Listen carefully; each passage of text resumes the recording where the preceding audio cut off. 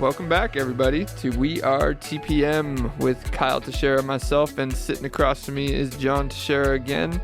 Today, we are going to discuss how rising interest rates affect rents.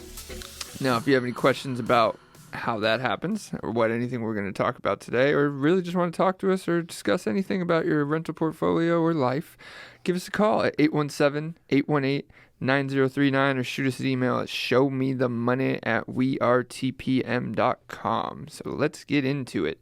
How do rising interest rates affect rents, John? Do they correlate at all? They do, but let's set something up first. You and I didn't talk about this, so I'm going to throw this little wrinkle at you right now, okay? Did you know that 1/3 of rental properties right now are being bought by institutional investors? I did know that. No, yeah, 1/3 of rentals, yes. Sorry, I want to make sure I got my facts right. It's actually down from a year ago a little bit. Okay, all right. So we're talking about the remaining 2/3 are bought by whom? Average Joes like you and I, right? We're not average, but, you know. Yeah, we're not institutional either, but That's right. We haven't been institutionalized yet, so no. Yeah, so let's get into it, Kyle. What's the biggest way? I mean, I know we've talked about demand and all that. What's the biggest way that that the market is affected and the rental rates are affected by the rising interest rates? Yeah, so the question itself brings up the question of, okay, do interest rates correlate with rents, right? Because when we're talking about rising interest rates, we're talking about the effect on affordability in the purchase market. As interest rates go up, it makes the affordability of a house go up. And what that means is, say 6 months ago, when rates were significantly lower and you were trying to buy a $500,000 house and you made a certain amount of money.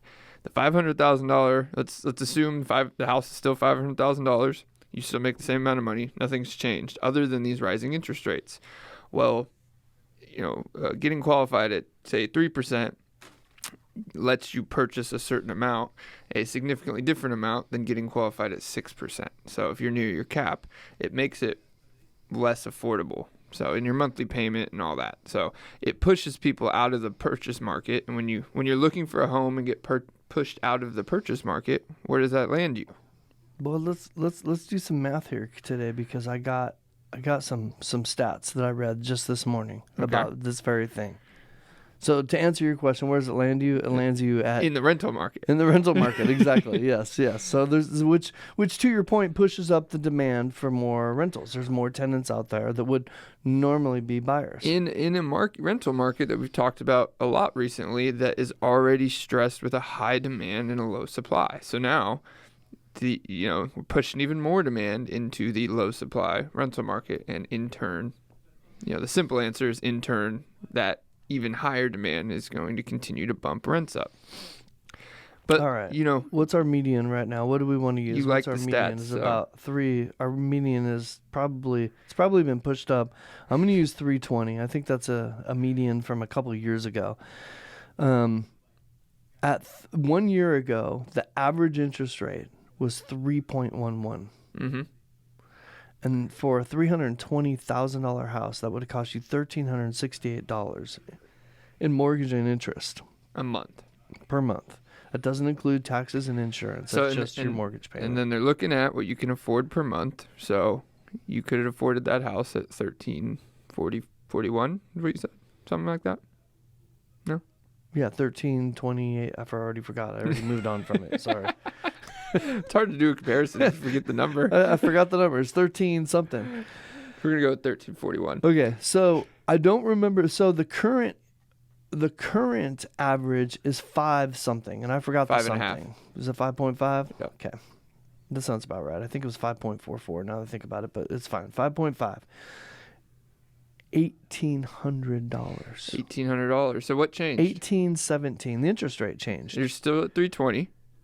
We're still buying a $320,000 house. That's right. But now our lender's looking at if we can afford $1,800 a month versus instead if we could have afforded $1,327. Exactly, and that's $500 difference. Yeah, I mean it's so let's say $450. let's work just to continue this conversation. Let's work this backwards. Now we're being mortgage people, right? what if I qualified for that 13? Let's say my max was at 1350. So because of that, a year ago I was looking at a $320,000 house. Well, but my qualification is still at that monthly amount. I'm no longer looking at 320. Well, let's take that extreme back a little bit. Well, it's not an extreme. It's the reality right now. Is we're not talking about a year ago. We're talking about 3 months ago. Yeah.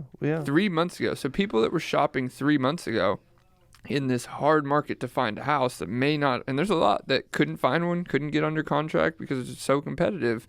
Well, now if their rate lock expired, what they qualify for has significantly dropped because of what we just described. In the example we just used, they would lose about $100,000 in qualification. Yeah, and now let me ask while prices are going up. Now let me ask you about how people operate. Do you think that if they were just looking at $320,000 houses for a month or two, and now they have to go to looking at $220,000 houses, that they're going to go buy that? They're going to rent. No, yeah, they're going to rent. They're going to rent. You sure your wife wouldn't do that? Because let's see, I was barely able to afford a 4-bedroom that was 2,500 square feet in a nice part of town that I wanted to be in, and now you're telling me I need to buy a 3-bedroom, 1-bath in a crappy part of town. It isn't happening. And I'm not, my monthly payment's not changing either.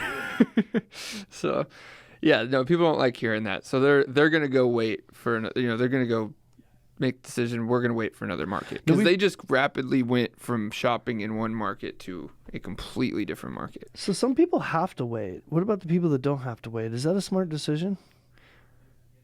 What, specify your question. Is what a smart decision? Some people have to wait to until something changes in their situation, whether it's market, interest rates, their income, whatever. Something needs to change in order for them to proceed with the purchase. There's some people, I think more people that don't have to wait. They're just choosing to wait because they think something's going to change. Yeah, and then there's the people that will appreciate the statistics of it, right? Okay, so if this one person's going to go in the rental market or whatever, they want to wait, right? They want to wait till interest rates go back down. The other person's going to just buy the house at the high interest rate and still, get that appreciation and also wait for rates to go back down, and they're going to refinance. So the difference is they bought that house and had it for while they were waiting. So I think that's the two ends of it are. Everyone's going to want to wait for these rates to go down, and we'll be refinancing again like the last 2 years of the refinance frenzy. But wouldn't count on that happening. No, we are currently not in a scenario where you're counting on rates going back down. Anybody who listens to us, I don't know, is there anybody that listens to us regularly? If they do, they would know that that I rolled my eyes in my head when you said high interest rates, because we are talking about 5.5. Yeah. Well, I didn't call them high. I said rapidly rising. I mean, to double in 2-3 months. How many times has that ever happened? I mean, that's the rare case. They're talking about 0.5 point interest rate increases at every session. How often is their session? How often do they do that, Kyle? There's 3 more meetings this year. And they're talking about so this year we're talking about going up another 1.5 then. That's the rumor that I've heard. Correct. Yeah, they took 75 We're basis in points. June right now. So by the end of the year is what you're saying, we should be at an average of 7. They took 75 basis points off the table, but at this point, you can't. What the Fed says changes at a whim. Whatever they want to do. It's hard, yeah. Well, it's almost inevitable with our current inflationary situation that we're in that those interest rates would go up. That's the healthy thing to have happen. It just affects other things a little bit more negatively. So, which brings us back. What? Go ahead. It's all about the environment. They look at it. It's all about the environment. Yep. I mean, they probably should have done this a year ago, but that's what everyone can. Hindsight's 20/20. Stock market is, people are relearning again that the stock market is a gamble and that's not the best investment. It's fun while everything's going up and not so fun while everything's crashing, and so everyone's relearning that lesson again. So Kyle, how is all of it? The current market which includes our current state of supply and demand, is still affecting our current market. Mm-hmm. Rising interest rates. Let's throw in the stock market and all the talk about the R word. There's tons of people are throwing that around like crazy right now. Mm-hmm. How is all that affecting our future rental rates? It is. I mean, it's putting some strain on the rental market, and that's really what it is. We're talking about housing here, and you can't just fluctuate at a whim the supply of available housing. You can make more housing and all that, but it doesn't take a week. It takes months. And even if you increase the supply, well, now if the purchase market is having these rising interest rates and pushing people out and dumping them into the rental market, you still have a increasing demand in the rental market, and that causes rising rents. Just like all the other factors the last 2-3 years cause rising rents, because it's towards the end of the markets that stop their, I wouldn't call them fluctuations, but rapid rise, because people have to get out of the easy capital has to stop before rates stop easy capital going out. And then now that capital is not as cheap, investors stop buying as much stuff, and then home prices start to stabilize, and people get pushed out of the purchase market. And so we talked about the 1/3 institutional, 2/3. The 2/3 are more easily scared. The 1/3 institutional buyers probably are not scared, and they keep plugging on. Their interest rate's still zero because they're using cash. They're using cash. Cases. That's my point. Yeah. So they're plugging on. And also, they're not as worried about the market, is my point. Mm-hmm. Where the other 2/3 are susceptible to the whims of what people talk about a housing bubble and crash and stuff that I don't believe is ever going to happen. But people believe it, and it makes people wait and stop and stop taking action.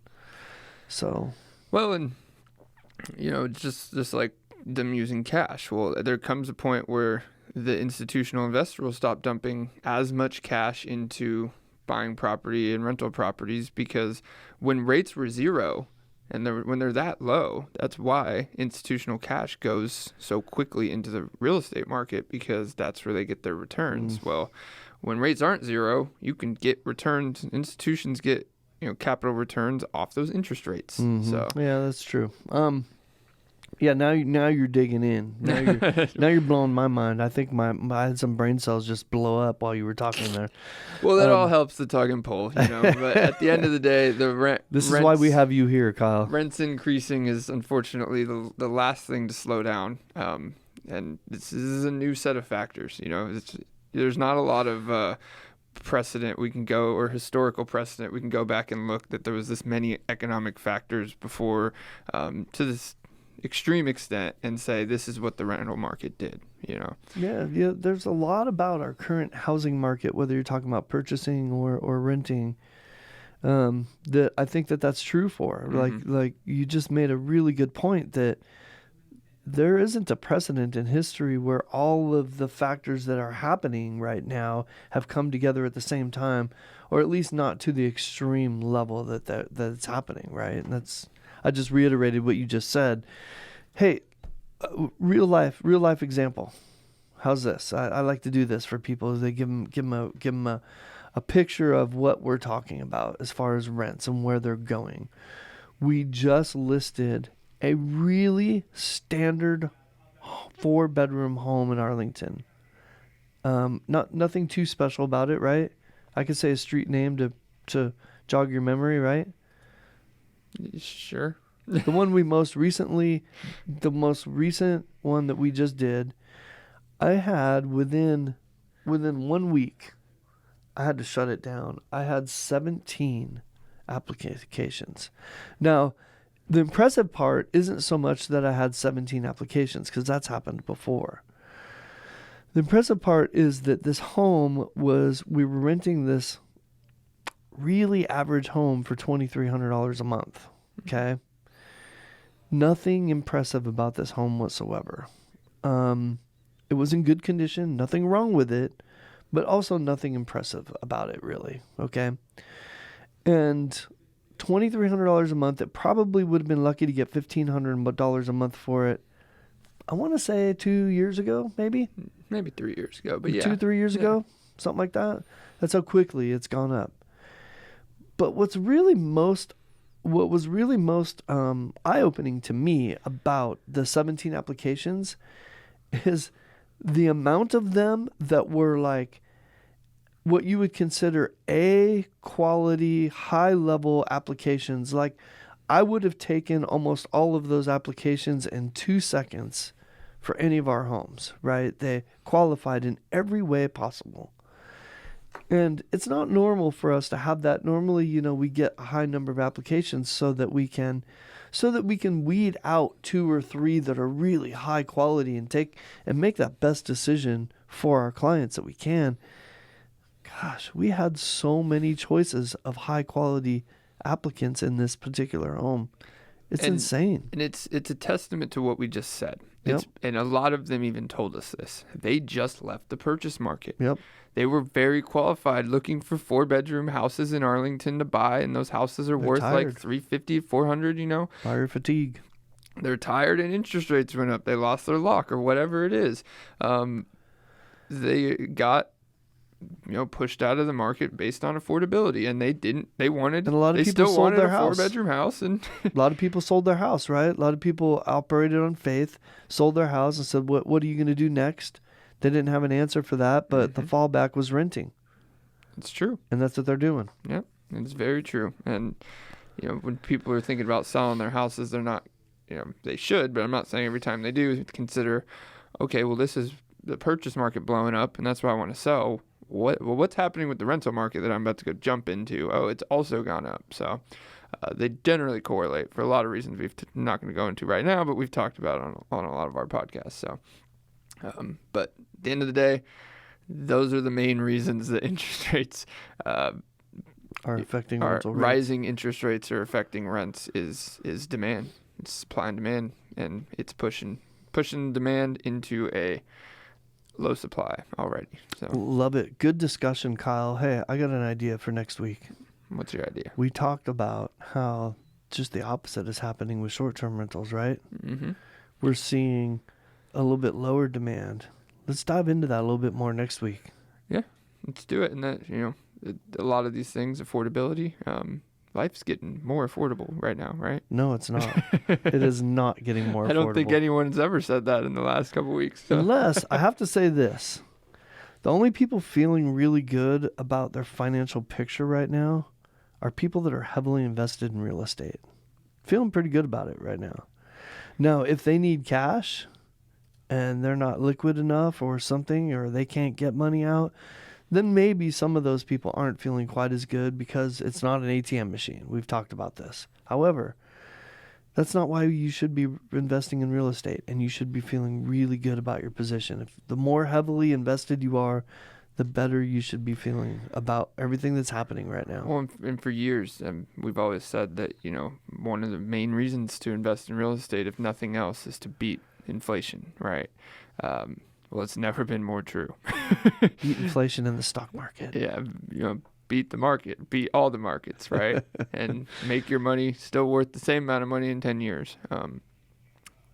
That whole argument has been kicked to an extreme, and it's still true. So yeah, I love it. All right, well, I think we beat this dead horse a little bit, but yeah, it was good discussion, Kyle. So. Good discussion. I can't wait to talk. I'm looking forward to discussing short-term rentals next week and how the current market is affecting the rate, occupancy, demand for it, and all that good stuff. Because we're really invested in that too. Because it sounds like it's just a different term length, right? But it's not. It's a market, like the rental market's a market of necessity. Short-term rentals are a market of leisure. Yep. So. I look forward to talking about that too. But thank you guys for checking in again. If you have any questions or want to just speak to us, because we like to just talk, as you can see, 817-818-9039. Shoot us an email at showmethemoney@wearetpm.com. And we are out. We are out.